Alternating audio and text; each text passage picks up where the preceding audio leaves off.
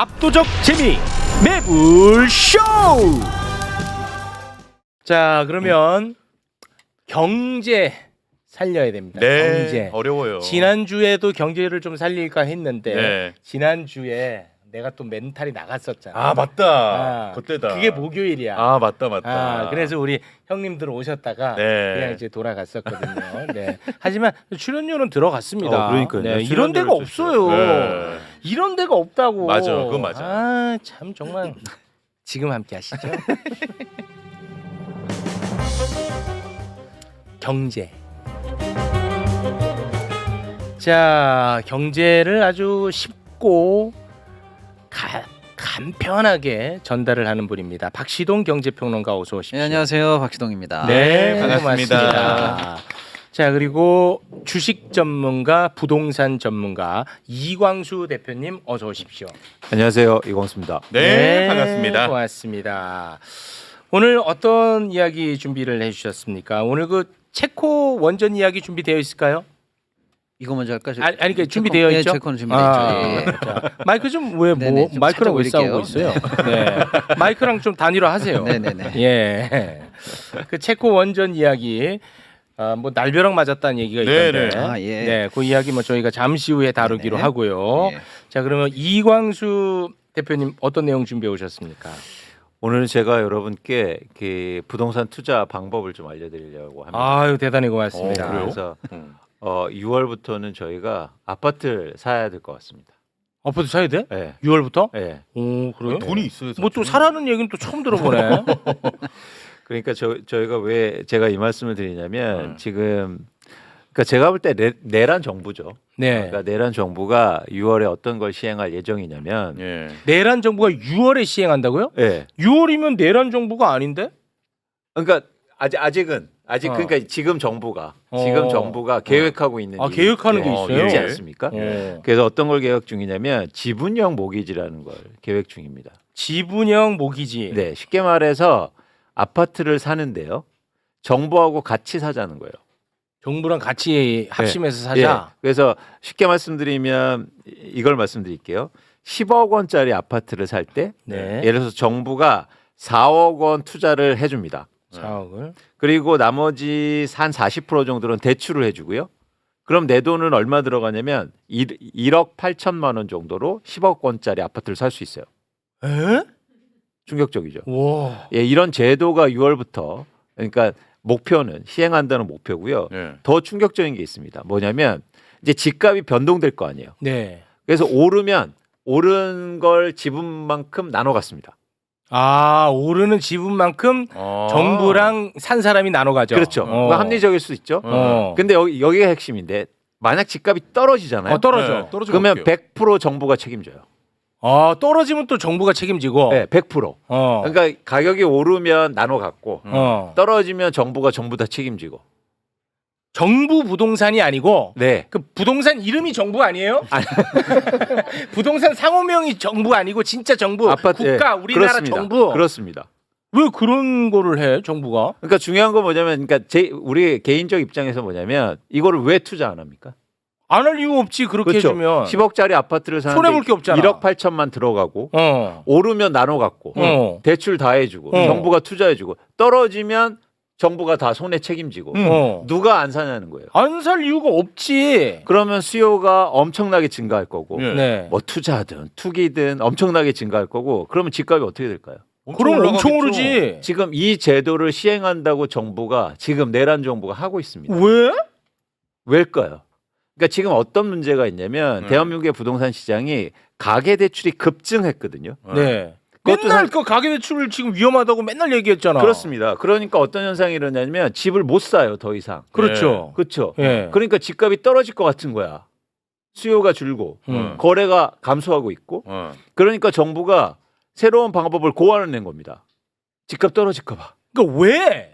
집값 떨어질까 봐. 아니 그 떨어지면 왜 안 되는데? 집을 갖고 있는 사람들이니까 다. 와. 그게 더 충격적이죠. 또 하나 저는 어떤 말씀을 드리고자 하냐면 예. 사실은 이게 전 적폐라고 생각하는데 대한민국에서 가장 큰 적폐가 뭐 저희가 사법 적폐도 얘기하고 뭐 여러 가지 얘기를 하고 있지 않습니까? 네. 근데 이 금융 적폐가 엄청나게 큰 거예요. 아, 그게 커. 그러니까 금융사들과 아, 금융사. 예를 들어서 우리나라에서 쉽게 말해서 이자에서 돈 버는 사람들 대부분 부동산에서 돈 벌지 않습니까? 그렇지. 지금 우리나라가 어떤 상황이냐면 삼성전자가 연간 영업이익이 110조 원 정도 내거든요. 110조. 네. 삼성이. 네. 근데 예를 들어서 은행권들이 이자 수익으로만 200조 원 이상을 벌고 있어요. 야, 이거는 나쁜 나라야. 네. 이거는 나쁜 나라라니까. 네. 근데 대부분 이자가 어디에서 들어오냐면 부동산 대출에서요. 아. 그러니까 사람들이 이제는 집값이 너무 많이 올랐고 대출을 더 이상 못 일으키면서 집을 못 사지 않습니까? 그러니까 당장 대출이 줄 것 같은 거예요. 내 이익이 감소할 것 같은 거예요. 그렇지. 그러니까 야, 니네 대출 조금만 내. 정부하고 같이 사자. 이런 게 고안된 거예요. 아. 금융사들 살리고 네. 그리고 부동산 갖고 있는 부동산 부자들 살리고 부동산 가격 받쳐줘야 되니까. 받쳐주고. 그러니까 이런 그러면은 방식이 지금 나오면 빚더미에 앉아 있는 가게들은 이제 더 위험해지고. 그렇습니다. 그리고 집값이 떨어지면 만약에 떨어진다면 아니 부동산 가격이 계속 오를 수 없지 않습니까? 만약에 떨어지면 정부가 책임지면 우리나라 정부나 우리나라 국가는 어떻게 되겠습니까? 그러면은 재원 다 고갈되고 가뜩이나 지금 정부 돈 없는데. 그러니까 서브프라임으로 가는 거예요. 아, 그러면 이제 나라가 망하네. 그렇죠.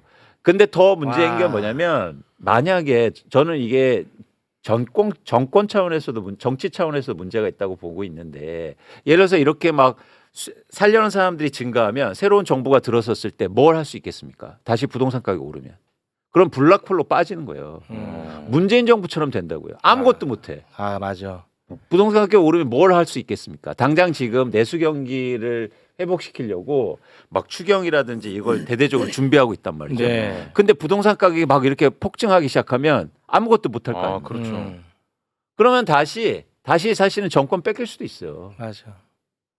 그러니까 이 지분형 모기지 반드시 막아야 된다. 이런 얘기를 사실 우리가 심층적으로 해야 되는데. 그러니까 지금 저희가 전 경계하는 게 뭐냐면 뭐 예를 들어서 6월 3일 정권 바뀌고 새로운 민주정부 들어서고 세상이 좋아질 거라고 얘기했지만 그렇지 않아. 그렇지 않습니다. 그렇게 쉽게 바뀌지 않아요. 너무 어려울 거야. 엄청나게 높은 벽들이 많다는 거죠. 맞아. 우리 그 벽을 사실은 지금 사법 체계에서 보지 않았습니까? 맞아. 근데 그보다 더 높은 벽은 사실은 이런 이권의 벽이에요. 그렇지. 이권의 비용이 훨씬 높겠지. 돈으로 결성돼 있는 벽. 안 놓치려고. 그렇지. 야, 이런 거 한번 생각해봐. 새로운 거잖아. 이게 도입되면요, 한국의 부동산 시장 어떻게 되겠습니까? 굉장히 심각한 얘기다. 그런데 이런 얘기들 지금 안 하고 있어요. 맞아. 이거 반드시 막아야 돼요. 절대 도입돼서는 안 됩니다. 근데 어떻게 꼬시냐면 쉽게 말해서 어떻게 얘기하냐면 자, 집값 많이 올랐지. 그래서 대출 받아서도 못 사잖아. 그러니까 정부에서 같이 사자고 집 사줄 수 있게 도와주는 거야. 너네 부담 덜어주는 거야. 아닙니다. 아닙니다. 듣기에는 좋아 보여요. 근데. 무주택자나 아니면 서민들이나 내 집 마련을 도와주는 건 대출을 해주는 게 아니에요. 그렇지. 집값을 값을 낮춰주는 거지. 그게 핵심이지. 그러면 만약 이렇게 해서 집값 더 오르면 우리 서민들은 더 이상 어떻게 합니까? 내 집 마련 끝나는 거예요. 그렇습니다. 본질이 뭐냐고요. 집값이 올라서 대출 더 해줄까가 본질은 아니잖아요. 그렇죠. 그런데 이런 심각한 일들이 지금 벌어지고 있다. 반드시 막아야 된다. 심각. 근데 이 얘기를 많이 안 하고 있어요. 안 해. 지금도 이거 봐. 또 중요한 얘기하니까 다 나가네. 진짜. 아유, 진짜 왜 그래? 지금 나가지 마. 지금 10만 분이 나갔어. 10만 분이. 예. 아유. 예. 그다음에 이제 이거는 사실 디테일한 부분에서도 악마가 숨어 있어요. 예를 들어서 집값이 올라간다고 해볼게요. 그러면 10억짜리 집을 내가 지금 1억밖에 투자 안 한 거잖아요. 네. 근데 1억이 올라갔어요. 그럼 1억 투자해서 1억 버는 거잖아요. 뭐 정부랑 나누긴 합니다만은 네. 이렇게 큰 레버리지가 어디 있어요? 이건 주식판보다 더한 투기판이 열리는 거예요. 그렇죠. 그럼 내려가면요. 정부가 손해 보잖아요. 개인은 손해 안 보죠. 네. 그러면 뭐 정부만 손해 보면 끝나겠지라고 하는데 여기도 또 사기가 숨어 있을 수가 있어요. 뭐예요? 예를 들면 제가 네. 어쨌거나 아까처럼 10억을 했어요. 네. 근데 이제 최욱하고 짜는 거지. 그래가지고 야 이거 너 9억에 사라. 그리고 제가 그냥 9억에 매도하는 거예요. 그럼 정부가 1억 손해 보죠. 최욱이 9억으로 그 집을 사서 다시 10억에 올려 팔면 돼요. 저가로 자전을 계속 돌려서 사기 매매를 해서 그 이익을 밖에서 쉐어하는 등등등 탈법 탈선 행위가 엄청 많을 수 있어요. 여기는 숨어 있어요. 그러면 이제 우리가 계속 이렇게 얘기하잖아요. 야 네. 이거 막을 수 있어? 그랬더니 이렇게 얘기하죠. 정부가 이렇게 얘기합니다. 요거를 이렇게 쉽게 튀거나 쉽게 떨어지는 걸 막을 수 있는 방법은 없을 것 같아요. 그러면 어떻게 하느냐? 가격이 튀거나 내려가는 걸 막을 수 있는 시세가 거의 확정적으로 객관적으로 유지되고 있는 지역에만 하면 된다는 거야. 그게 어디게요? 수도권의 거래량 많은 대단지 큰 아파트리예요. 아. 거기는 늘 여기가 뭐 9억 원전에서 거래되는데 왜 갑자기 11억이야? 이거 바로 튀잖아요. 근데 그런 데 위주로 하겠다는 거예요. 그런데 왜 돈을 써줘요? 거기는 내버려도 장사가 잘 되는 내버려둬도 지역인데. 되는데. 이거 앞뒤 명분이 다 안 맞아요 지금. 굉장히 심각한 문제입니다. 네. 아니 그리고 그 손해 보는 것도 결국 정부가 메운다고 하는데 그렇습니다. 그것도 다 국민 세금 아니에요? 그렇죠. 세금이지. 그러니까 지금 부동산의 문제가 뭐냐면 이익은 그냥 부동산 투자나 투기한 사람들이 가져가요. 근데 손실을 보잖아요. 그러면 이거를 공유화 시켜버려요. 그러니까 대표적인 게 부동산 PF예요. 그러니까 건설회사들이 사업을 잘못해서 미분양이 나잖아요. 네. 대한민국 어떻게 하는지 아십니까? 정부가 사줘. 사죠. 그럼 아니 그럼 이익이 나오면요. 갖고 와요? 다 자네들이 갖고 가요. 맞아요. 기업이 갖고 가. 그러니까 우리나라 부동산에서 아주 독특한 특징이에요. 뭐냐면 이익이 나면 그건 사유화 시키고 손실이 나면 그냥 공동화 시켜버려요. 이거 진짜. 그러니까 왜 그런 방식? 이건 철저하게 부동산의 그 쌓아온 적폐가 너무 크기 때문에. 너무 큰 거야. 이권 카르텔이. 그러니까 이거를 깨트려야 되는데 이게 진짜 개혁이라고 저는 생각하거든요. 쉽지 않아. 근데 아무도 얘기 안 해요. 그러니까 지금 부동산을 건드리면 또 이런 얘기를 하는 거예요. 혹시나 뼈 떨어질까 봐. 맞아. 조심스러운 거예요. 근데 이거 개혁해야 된다. 해야 돼. 예, 반드시요. 반드시 해야 돼. 네, 네. 이게 그래야 우리나라 경제가 살아날 수 있습니다. 그렇습니다. 예. 이런 걸 알아야 돼. 왜 나가? 이런 걸 모르니까 이런 걸로 포퓰리즘으로 정말 나쁘게 가는 거야. 그쵸. 그럼 국민들은 계속 힘들어져. 지금 보수 경제지나 언론들이 이 제도가 너무 좋다고요. 지금 막 지분형 띄우지? 모기지가 저봐. 와 드디어 서민들이 집 살 수 있겠네요. 그렇지. 이러면서 드디어 내 집 마련 가능하게 줄 수 있겠습니다. 10억짜리 주택을 1억 원으로 살 수 있겠습니다. 막 이러고 있다고요. 근데 본질은 그게 아니지 않습니까? 그렇지. 그러면 모든 돈들이 부동산으로 쏠릴 텐데 우리나라 경제는 그럼 어떻게 할 거예요? 예. 지금 뭐 댓글이 안 좋네. 왜 남아 있는 애들한테 자꾸 소리 지르냐고. 죄송합니다. 네. 나간 분들 듣지도 못하는데 죄송합니다. 여기다 대고 화를 내고 있어. 죄송합니다. 네. 미안합니다. 네, 알겠습니다. 이거는 정말 중요한 문제입니다. 네.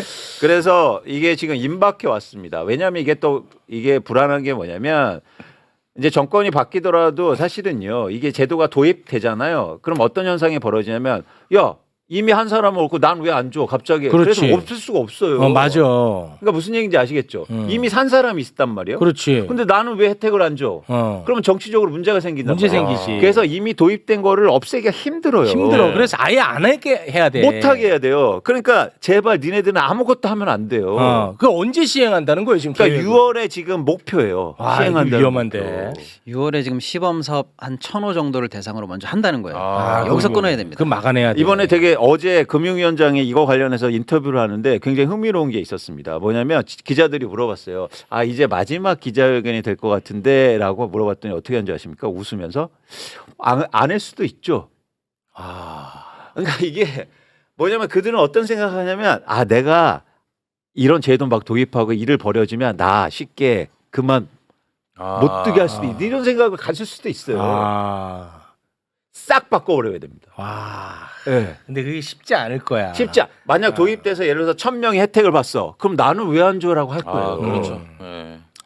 우리가 문재인 정부 때 생각해 보면 경제 이슈로 매일같이 전 언론이 매일 때렸습니다. 맞아요. 근데 지금 윤석열 정부에서 경제 이슈로 때리는 기사 본 적이 있습니까? 없습니다. 없죠. 그렇기 때문에 쉽지 않을 거예요. 그렇죠. 윤석열 정부 들어서서 그렇게 정책 대출내서 빚을 일으켜서 부동산 가격 다시 올려놨는데 아무도 얘기 안 해요. 네. 그런데 그 정책 많은 사람 제가 많이 말씀드렸죠. 다 강남에 집 갖고 있어요. 그렇습니다. 근데 그런 거 아무도 얘기 안 했다고요. 네. 좋아요. 근데 이제는 우리가 바꾸잖아요. 네. 그런데 우리가 기대를 하고 있지 않습니까? 이제 내 집 마련도 할 수 있겠고 또 부동산 시장도 안정될 수 있겠고 경제가 좋아질 수 있겠다. 네. 근데 이 상태로 가면요 아무것도 좋아지지 않을 거예요. 근데 네. 이제 언론에서는 만약에 이거 다음 정부가 와서 못하게 하잖아. 이 정부는 사다리 걷어차게 한다. 그렇죠. 아, 요렇게 갑니다. 그렇죠. 그냥 뻔해. 마지막 서민들의 꿈을 꺾었다. 뻔해. 그러면은 그 여론 형성됩니다. 그렇죠. 20대들에게 기회를 안 준다고 하면서 20대들 또 자극합니다. 갈라치게. 그렇죠. 네. 그럼 20대 에펜코리아 이 새끼들이 또 지랄지랄합니다. 에펜코리아 이 새끼들이. 그러면은 정권 휘청휘청합니다. 맞습니다. 그게 두려운 거예요. 그래서 우리는 결국엔 담대하게 본질에 충실해야 돼요. 뭐냐면 돈을 꿔주는 게 중요한 게 아니라 집값을 안정시켜서 그들이 안정적으로 내 집 마련을 할 수 있게 도와줘야 되잖아요. 그렇습니다. 예, 예. 아, 그건 맞는데 또 언론 이 에펜코리아 이거 생각할수록 열받네 진짜. 아니 얘네들이 난 진짜 열받는 게 갑자기 얘네들이 윤석열 지지해서 대통령 시켰지. 만들었잖아. 네. 얘네 지지해서 맞아. 윤석열이 망쳤어. 응. 그러면 최소한 자신들의 실수를 인정해야 되는데 지들이 또 키득거리고 있어. 지들은 너네는 뭔데? 그런 거 안 해. 아니 그러니까 너네 뭔데? 너네는 윤석열 너네가 찍어서 만들었잖아. 그럼 너네 반성이라도 해봤니? 뭔데 너?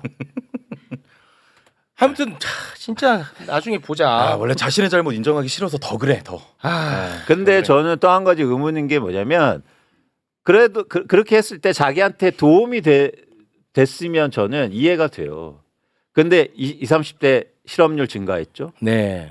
그리고 집값 그러니까 내 집 마련 못할 정도로 집값을 또 올려놨죠. 너무 올랐죠. 그러니까 그런 거 볼 때 자기한테 도움이 안 됐어요. 그런데도 네. 지지해. 네. 반성도 안 하고. 안 전 그 해. 지점이 되게 속상합니다. 네. 자, 그러면 이제 체코로 넘어가겠습니다. 네. 큰일이 또 나가지고 부득이하게 또 체코 얘기를 한 번 더 하면서 네. 그동안 있었던 일 좀 정리를 좀 해야 될 것 같습니다. 일단은 무슨 일이 일어났어요. 무슨 일이 일어났냐면 그동안 우리가 체코 원전을 수주했네 어쨌네라고 했잖아요. 네. 그동안 우리나라의 지위는 우선 협상 대상자예요. 아직 본 계약이 사인이 된 게 아닙니다. 네. 그런데 이번에 현지 시간으로 5월 7일 어저께입니다. 본 계약 사인하자라고 해서 실제 사인하러 장관 둘이랑 사장들이랑 해서 어마어마한 규모의 쉽게 말하면 우리 방문단이 가가지고 사인하려고 갔어요. 네. 체코에 갔어? 갔죠. 그러니까 도착하자마자 이런 어. 발표를 듣습니다. 미안해 사인 못해 오늘. 잘못 왔네 이런 얘기죠. 거기까지 갔는데. 갔는데 진짜 짜증나네. 좀 아, 대한민국 지금 우습게 보냐? 체코. 아무튼 본계약하러 갔는데 사인을 못했어요. 왜 못했냐? 체코 법원에서 본계약 중지, 금지를 명령했습니다. 왜 그럼 체코 법원은 응.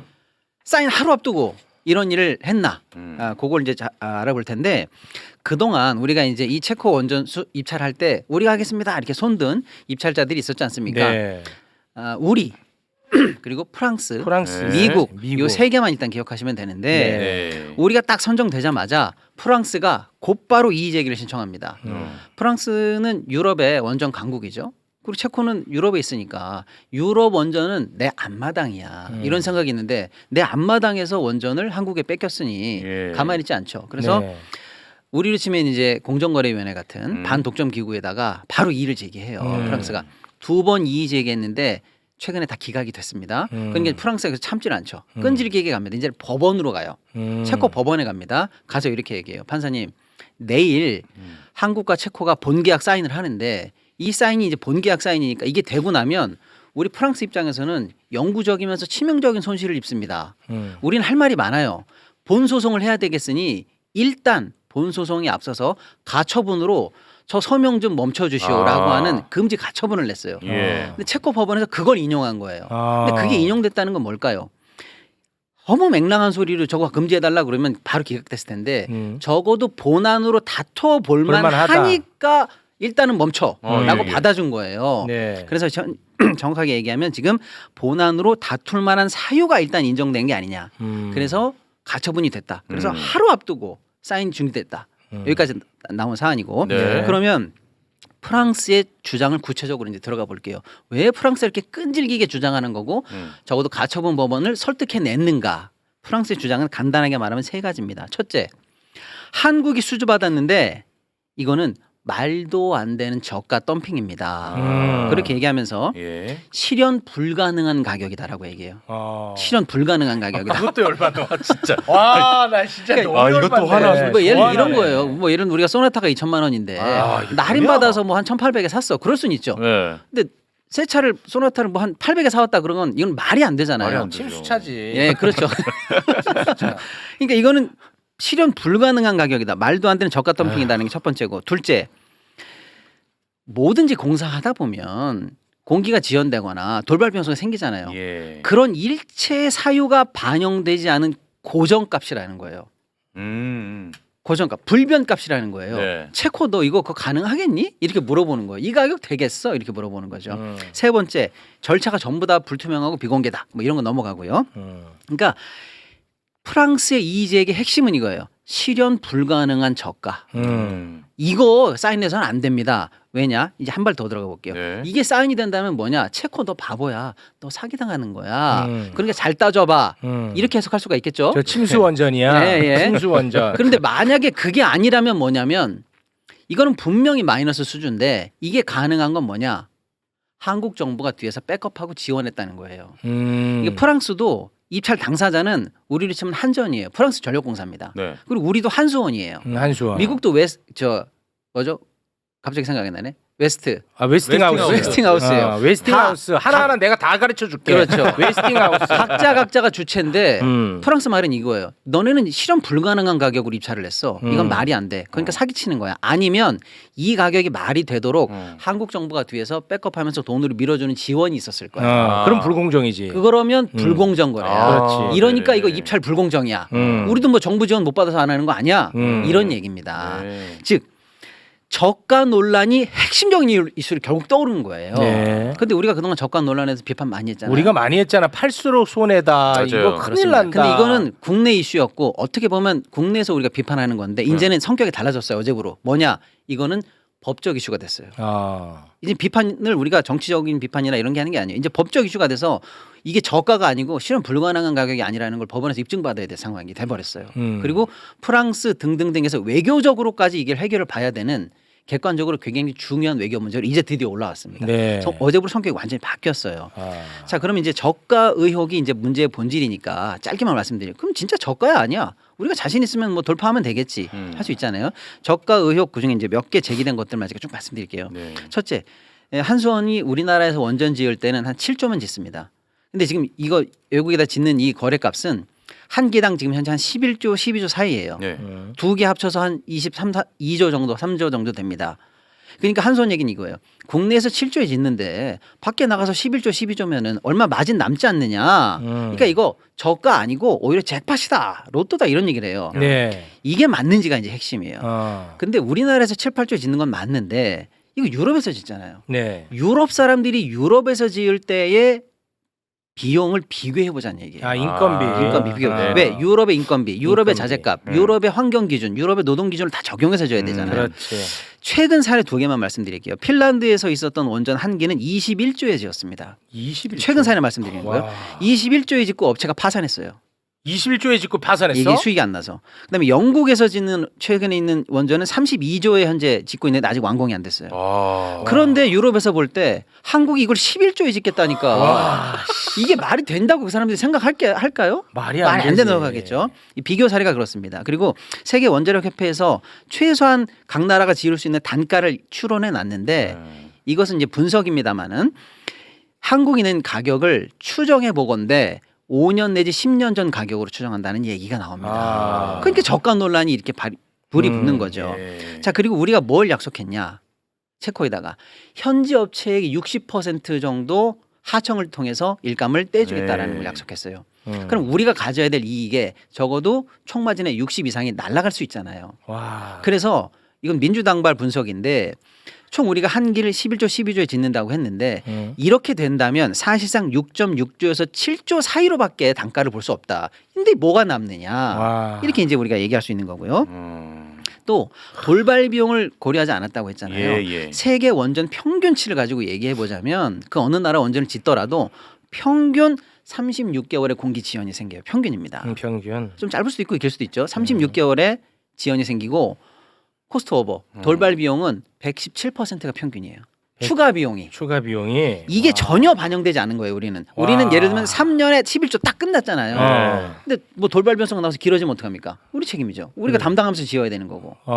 그 비용이 117% 이상 올라가면 어떡할 거예요? 와. 우리 11조 받기로 했는데 예를 들면은. 미친다. 그러니까 이게 저가라는 논질에 본질적인 논란이 붙게 돼 있는 거예요. 예. 와. 여기에 더해서 프랑스도 이의를 제기했지만 미국도 이의를 제기했거든요. 근데 미국과 우리가 합의를 했어요. 이의를 이제 무너뜨리기 위해서. 근데 미국과 합의한 내용이 세 개가 일단 그러니까 미국이 더 이상 이제 문제 제기하지 문제 제기하지 말라는 말라는. 조건으로 우리가 합의해 준 게 예. 있어. 그중에 세 가지만 말씀드리는데 하나는 원전 한 기당 약 1,800억에서 2,000억 정도의 미국의 지적재산권을 인정해라. 예. 벌써 마이너스죠? 마이너스. 그다음에 미국의 연료봉을 써라. 마이너스죠? 또 마이너스. 우리 거 냅두고 남의 거 쓰니까. 그다음에 체코 원전 한 기당 미국에게 적어도 1조 5천억에서 2조 내외에 해당하는 일감을 떼줘라. 또 또 마이너스야. 마이너스죠. 와. 이거 뭐 남습니까? 뭘 남아 빚만 남지. 자, 그다음에 우리가 수출 금융을 현재 제공할 것처럼 사실은 얘기가 되고 있어요. 돈도 우리가 대줘요. 돈도 우리가 꿔주고 그 돈으로 천천히 갚어. 맞아, 야, 그만해라. 맞아. 그때 있었다. 자, 맞아, 그만해. 이게 핵심이에요. 그러니까 저가 논란이 핵심적인 문제로 떠올랐는데 이런 여러 가지 사유를 분석해 볼 때 이거 과연 입증하기 쉬울까? 저가 아니다라는 거 입증하기 쉬울까? 이제 문제가 전혀 성격이 바뀌고 어려워진다는 그만해. 겁니다. 예. 자, 저가 맞다고 해. 미안했다고 해. 향후에 어떻게 될까? 일단 세 가지 시나리오입니다. 네. 첫째, 소송에서 우리가 어떤 식으로든 체코 정부의 뭐 후광이라든지 이런 걸 통해서 정면 돌파해서 이기는 시나리오가 하나 있겠죠. 일단은 이겨서 뭐 할라? 그러니까요. 그런 시나리오가 하나 제발 있겠죠. 좀 쳐라. 안 하는 게 낫지 않아? 제가 볼 때 음. 지는 게 좋아요. 지는 자, 게 좋아. 두 번째, 음. 협상하는 시나리오가 있어요. 프랑스가 이의 제기했으니까 미국이 이의 제기한 것도 우리가 협상했잖아요. 또 가서 협상해야 되겠죠. 아니야. 자, 그러면 하지 마. 실제로 프랑스는 유럽에서 자기네가 원전을 놓치잖아요. 예. 다 이의 제기해가지고 협상으로 끌어내는 전력이 너무 많습니다. 그러면 만약에 협상이 열리면 그냥 타결이 돼요? 뭘 줘야죠. 저. 뭘 줘야 됩니다. 뭘또 줘? 앞으로 체코에서 있는 원전 니네가 가져. 아니면 이번 너네도 일감 띄워줄까? 등등등 우리가 카드를 내줘야 협상이 돼요. 그러니까 두 번째 시나리오 협상 시나리오는 우리에게 또다시 마이너스 요소예요. 그만 쳐. 그럼 세 번째 그냥 아예 우리가 재판에서 지는 거. 이건 소송. 완전히 물거품이 되는 거예요. 그게 나. 들어간 비용은 매몰 비용이 되고 매몰 비용 날아가는 해. 겁니다. 그게 나. 그냥 소송에서 지는 거는 또 한동훈이 전문이거든. 한동훈이 보내서 빨리 져. 빨리 지라고 한동훈이 백전백 보내서. 마지막 이제 남았습니다. 자, 중간 정리해 보면 저가 논란이 문제의 본질이 되어 있고 법적 문제, 외교 문제가 되어 있고 쭉 내용 보니까 우리가 엉망진창인 상황이라서 논란을 피해가기 어려운 상황. 우리 스스로도 납득이 안 되는 상황이다라고 칠게요. 여기까지 왔을 때 많은 사람들이 거꾸로 우리에게 재반론하는 게 뭐냐? 야, 우리가 유럽에 수출하는데 첫 번째 수출 아니냐? 그런데 저가로 좀 하면 어때? 마케팅으로 첫 번째 것들을 좀 희생하면 되지. 그 다음 거부터 돈 벌면 되잖아. 라고 해서 이것을 소위 말하는 명함 돌리는 비용. 레퍼런스 하나 딱 레퍼런스 갖고 있고. 비용이라고 삼으면 되지라는 네. 반론을 하는 분이 있습니다. 네. 요거에 대해서 재반론할 수가 있는데 그 재반 평소에 제가 하던 그 재반론은 하지 않고 오늘 다른 얘기할게요. 아까 제가 한미 간의 합의가 세 개 사항이 노출됐다고 했잖아요. 네. 하나가 더 최근에 유출이 됐습니다. 근데 제가 이제 확언은 못하고 왜 기밀 사항이니까 다만 언론 보도나 국회를 통해서 간접적으로 확인된 게 그 세 개예요. 아까 지적재산권 보장이라든지 이런 거. 네 번째가 뭐냐? 한미 간에 뭘 합의했느냐? 앞으로 유럽에서 원전이 발주가 나오면 한국은 수주하지 않는다. 이걸 합의했다는 거예요. 그래. 그거까지 합의했네. 네. 야, 이게 네 번째 아니, 합의 사항으로. 어떤 새끼가 그거 그렇게 합의하고 자, 온 거야? 그러니까 아까 저한테 반론했던 저게 아니지만 이런 반론에 대해서 이제 제 반론을 평소에 하던 제 반론이 필요 없어요. 야, 100번 1000번 양보해서 우리가 이번에 저가 수주 그래 들어갔다. 불공정하게 했다. 정부가 뒤에서 백업했다. 100번 인정해도 다음 유럽 진출을 위한 교두보야. 이렇게 말하고 싶었겠지. 근데 미국과 뭘 합의했냐? 앞으로 우리는 유럽 진출하지 않겠습니다. 수주하지 않겠다. 유럽은 미국이 하세요. 우리는 다른 대륙을 합니다. 이거 진짜. 이거 만약에 사실로 확인되면은 그럼 도대체 이 건은 남는 게 뭐냐는 거예요. 교두보도 아니고 희생만 하고 돈만 들어가고. 이거 아무튼간에 와. 1호 영업사원 내 눈에 띄지 마라. 1호 영업사원 내 눈에 띄지 마. 한강에서 개 끌고 다니는 너 같은데. 보리밥 처먹고 말이야. 와, 진짜 열받네. 그러니까 우리나라가 그 해외 수주에 대해서 뭔가 그 환상이 있어요. 무슨 얘기냐면 예를 들어서 20조 원을 어디에서 수주했다. 중동에서 하면 그 기사 한 줄. 꼭 레파토리가 나옵니다. 그러면 자동차 200만 대 수출. 그러니까. 기사 한 줄. 그런데 중요한 건 해외 수주에서 중요한 건 단순히 수주 금액이 중요한 게 아니에요. 돈을 얼마나 버는가가 그럼. 중요하죠. 최근 15년간 대한민국 건설사들이 네. 해외에서 돈을 번 경험이 없어요. 심지어 수조 원의 손실만 냈어요. 예. 차라리 수주를 안 하는 게 좋습니다. 아니 그래서 우리 국민이 똑똑해져야 되는 거야. 맞습니다. 이거 갖고 네. 윤석열이가 얼마나 장난을 쳤습니까? 그렇죠. 그 중간에도 봤죠. 빈라덴 있지 않습니까? 어. 빈라덴? 아니요. 저기 빈살만? 빈살만. 또 실수를. 또 실수를. 아니 빈살만 빈살만. 빈살만. 큰일 나. 빈살만 와서 막 어. 해외 수주한다고 그 난리치지 난리 않았습니까? 쳤잖아. 근데 아무것도 안 됐어요. 어. 그러니까 우리가 이런데 제발 현혹되지 말자. 수주라는 것 자체가 중요한 게 아닙니다. 말씀드린 것처럼 거기서 얼마나 돈을 벌 수 있어. 예를 들어서 한국의 건설사들요 중동에서 수주 잘못해서 다 망할 뻔했어요. 근데 수주할 때는 좋았죠. 야 자동차 200만 대 100만 대 수출하는 거 똑같네? 아니요. 돈을 버는 게 중요하죠. 근데 원가대로 들어가고 그래서 아까 말씀드린 사우디 왕자가 대한민국을 너무 사랑해요. 왜냐하면 공장을 거의 공짜로 줬거든. 예? 그래서 사실은 이 해외 수주를 굉장히 잘해야 되고 해야 되는데 이런 어처구니 일이 벌어서 저는 차라리 저희가 이런 얘기하면 야 그냥 수주하는 게 좋지 그래도 아닙니다. 아니야. 저는 안 하는 게 좋아요. 네. 더. 그래서 오히려 이번 기회가 대한민국의 운이 좋다. 그러니까 안 하는 건 안 하는 건데 네. 이때 이 장난질하는 했던 놈들이 있죠. 이 매국적 행위를 했던 놈들. 네. 이놈들 처단해야 된다는 거야. 맞습니다. 근데 이게 뭐냐면요. 이놈들. 제가 이제 정리하면 네. 엄청난 저가 논란이 네. 하나 있고 둘째는 뭐냐? 아까 미국과 합의하면서 네. 제가 슬쩍 지나갔는데 1번 원전 한 기당 미국의 저작권 뭐 천 몇백억을 인정한다 이게 나왔잖아요. 네. 이게 뭐냐면 그동안 우리가 미국과 싸운 이유가 뭐냐? 니네들이 처음 우리나라에 지어줬던 원전 1970년대에 지어준 거 인정해. 근데 그 이후에 우리가 K 원전을 개발했어. 이건 우리의 독자 기술이야. 그러니까 우리는 우리 마음대로 네. 수출할 수 있어. 이렇게 했는데 미국이 건건이 아니야. 그거 우리 거야. 그 우리 원천 기술이잖아. 계속 막아왔는데 그걸 우리가 한 번도 굴복하지 않았어요. 그렇지. 그걸 굴복하기 싫어 지금까지 그렇지. 싸워왔어요. 근데 이번에 네. 앞으로 건당 다 미국의 저작권을 지재권을 인정하는 합의를 했다는 거예요. 그럼 뭐야? 이제 우리는 원전 독립이 끝났다는 거예요. 아. 그러니까 야 이렇게 된 거 그냥 법원에서 지든지 말든지 안 되면 수주하지 마. 이러면 좋은데 남긴 대가가 뭐냐? 원전 독립을 포기하는 미국과의 합의 이 하나 남고요. 아이고. 둘째, 지금 유럽은 10기에서 20기 정도의 원전이 현재 대기 중이에요. 그러니까 이번 거 날라가도 다음에 하면 되는데 미국과 또 뭘 합의했느냐? 유럽을 포기한다는 합의를 했을 수 있잖아요. 제가 말씀드린 이 합의들은 다 아직 예. 비밀입니다. 다만 네. 언론과 국회에서 나온 얘기를 토대로 하는 거죠. 이게 네. 사실이라면 유럽 대륙을 포기한 거예요. 네. 그럼 도대체 뭐냐는 거예요. 원전은 미국 아니면 유럽에서 짓는데 왜 그 돈밖에 없어? 돈이 거기서 나오니까. 근데 그 대륙을 통째로 양보했다.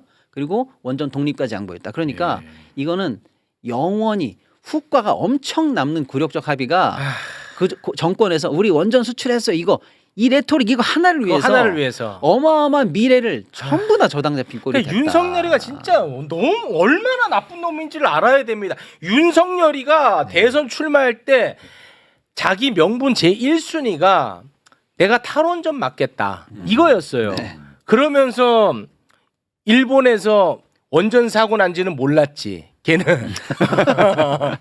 그때 뭐 일본에 무슨 원전 사고가 났어요 이랬다고 이 자식이. 그래놓고 원전 수출 내가 한번 해보겠다고 영업사원 1호라고 네. 언론이 같이 떠들어줬던 네. 이 매국적 행위 네. 이거 어떻게 할 겁니까 앞으로? 그렇죠. 근데 이제 문제는 정권이 바뀌었다. 먼저 번에 있던 대통령 걔 끌고 다니던 애는 걔는 저 우리가 떨고 냈다. 새로 협상하자. 이게 미국에 가야 될 거 아니에요. 예. 되겠냐고요. 쉽지 않지. 어렵죠. 내가 사람하고 협상했냐? 코리아라는 네이션이랑 협상했지. 그 말은 니네들이 맞지. 우리 저작권 인정한다며, 지재권 인정한다며, 유럽 포기한다며, 국가 간 합의, 아, 니네 이거 깰 수 있어? 그럼 다시 대가를 내놔. 등등등 해서 아. 오히려 더 안 좋은 락이 지금 걸린 상황이라서 네. 차기 정부가 한미 간의 합의, 체코에 제공하기로 한 여러 가지 비밀 얘기들 들여다볼 수는 있겠습니다만은 과연 어디까지 이걸 원복시킬 수 있을지도 큰 숙제로 남을 것 같습니다. 예. 아니 근데 바보 같은 질문 하나만 하면 지금 체코가 이 법원에서 가처분 인용한 거잖아요. 네. 체코는 우리나라랑 하고 싶은 게 아니에요. 왜냐면 워낙 싸니까 당연하죠. 하고 싶지. 그리고 너무 돈도 하고 준다 싶잖아. 그러고 공짜로 들어왔잖아요. 그러니까 어. 체코 정부는 현재는 우리 편입니다. 현재는 우리 편이에요. 우리 편이라고 하지 뭐지? 한국과 하고 싶다는 한국이 얘기지. 오고니까. 그렇죠. 예. 그 하나 좀 바로 잡습니다. 네. 그 개 끌고 다니는 애가 아니라 네. 개가 끌고 다니는 애. 그렇죠. 네. 이렇게라도 스트레스 풀어야지 마. 야! 내가 가진 수단이 없잖아. 이렇게라도 내가 좀 맞아요. 스트레스 풀어야지. 아, 이놈아. 예. 네, 개가 끌고 다니는 애. 네. 예. 내가 수단이 없잖아. 수단이. 아, 좋습니다. 좋습니다. 예. 예. 아이고. 속상합니다, 진짜. 아무튼 사인하러 가서 당일날 사인도 못하고 국제 망신, 정보력 부재, 외교 행정의 한계 이것까지도 노출하고 온 네. 이런 상황이 되겠습니다. 알겠습니다. 네. 자, 진짜 심각합니다. 웃을 분위기 아닙니다. 웃는 자 누구야? 웃지 않습니다. 지금 웃을 분위기 아닙니다. 나라 아, 망했습니다. 이거 진짜 심각하다. 예. 예. 심각하네요. 아니 그래서 뭐 다시 한번 말씀드리지만 많은 분들이 관심을 좀 가지셨으면 좋겠어요. 예. 그러니까 아까 지분형 모기지는 아, 지분형 반드시 막아야 모기지. 되고 네, 저희가 진짜 나라 망하는 길로 지금 가고 네. 있다. 그렇습니다. 그러니까 경제는 사실은 더 중요한 건 뭐냐면 한번 망가지면 돌이키는데 시간이 오래 걸려요. 오래 걸려. 그러면 그거 결국은 다음 정부 해야 되거든. 맞습니다. 그러면은 욕하기가 쉽지. 엄청 쉬워요. 엄청 쉬워. 이미 망한 상태고 망했다고 진짜로 비판하는 거야. 맞아요. 쉽지. 맞아요. 근데 그거를 누가 그렇게 만들었냐 하면은 또 전 정부 얘기하면 또 전 정부 네, 탓한다고 그렇죠. 이렇게 할 거란 말이야. 그렇죠. 그래서 쉽지가 않아요. 맞습니다. 그래서 아예 싹을 자르고 시작을 해야 네. 되는데 네. 사실 이번 정부가 새로운 정부가 인수위가 또 없고 맞아요. 네. 막 임박해서 이제 경제 지표들이 막 올라올 거란 막 말이에요. 올라오지. 사실 2분기에 우리가 경제 성장률이 마이너스였어요. 그럼 3분기에도 보면 그렇게 좋아질 가능성이 없거든요. 지금 없지. 환율 같은 걸 보면. 네. 그런 상황 속에서 그 지표를 보면서 사실은 어떻게 욕을 하겠습니까? 뭐 노래 잘할 거라며. 야, 뭐 왜 더 안 좋아? 더안 뭐 좋아지냐? 실업률 올라오고 부동산 어. 가격 또 올라. 어. 뭐 하고 있어? 그 에펜코리아 이 새끼들이 야 이거 전 정부에서 한 거야. 그러면 에펜코리아 이 새끼들은 자기도 또 심판 납시요 해갖고 야 너네는 윤석열 정부 때 전 정부 탓하는 거 그렇게 욕하더니 아, 진짜 100% 너네도 그렇죠. 또 전 정부 욕하는 그렇죠. 있다 이거 그렇죠. 에펜코리아 이 새끼들은 100% 이렇다 이거는. 100% 이렇게 한단 네, 말이야. 이거 보인다. 그렇죠. 아 나 에펜코리아 이 새끼들 진짜 아 나 진짜 열받네. 내 눈에 띄지 마. 아, 이거 스토리 딱 보이네. 하긴 이제 김대중 대통령 정부 때 어마어마한 사실은 국가적 위기를 짐을 안고 시작했지 않습니까? 네. 근데 그때 IMF 직후의 경제 상황보다 지금이 더 안 좋아요. 더 안 좋아. 그러니까 지금 진짜 큰 짐을 안고 무거운 마음으로 사실 새 정부가 네. 출범하는 그렇습니다. 그래서 저희들도 조금요. 그러니까 너무 막 경제라든가 이런 측면에서 장밋빛을 그리지 않으셨으면 좋겠어요. 아니 그럴 수가 갑자기 없다니까. 달라지지 않습니다. 아, 네, 그럼. 네. 마음 준비하시고. 네. 그래서 이게 전적으로 사실은 윤석열 책임이다. 네. 라는 또 생각도 아. 하시고. 네. 네. 전반적으로 예. 6월 4일에 만약에 정권 교체되잖아. 그 막 신나가지고 막 아니요. 이거 아닙니다. 아니에요. 네, 그때부터 맞습니다. 시작이에요. 시작이에요. 치워야 될 진짜. 쓰레기가 맞습니다. 전반적으로 시작이에요. 있어요, 네. 진짜. 시작이야. 네. 이 쌓인 적폐들 진짜 이 경제의 적폐들은요 훨씬 크고 맞아요, 무겁거든요. 맞아요. 그렇습니다. 네. 아 진짜. 근데 우리가 에펜코리아 아닌데 왜 우리가 욕먹냐고 많이들 또. 예. 아 죄송합니다. 아 자꾸 생각할수록 너무 화가 나가지고. 네. 자 그러면 오늘은 여기에서 마무리를 짓겠습니다. 이 경제 관련한 이런 이슈들이 진짜 중요한 이슈인데 네. 이런 이슈를 조이대가 다 잡아먹은 거예요. 맞습니다. 조이대가. 그래서 조이대는 이래저래 너무 나쁜 사람이야. 네. 조이대. 네. 청구해야 됩니다. 아, 손해배상 청구요. 함께해 주신 두 분 대단히 고맙습니다. 네, 감사합니다. 감사합니다.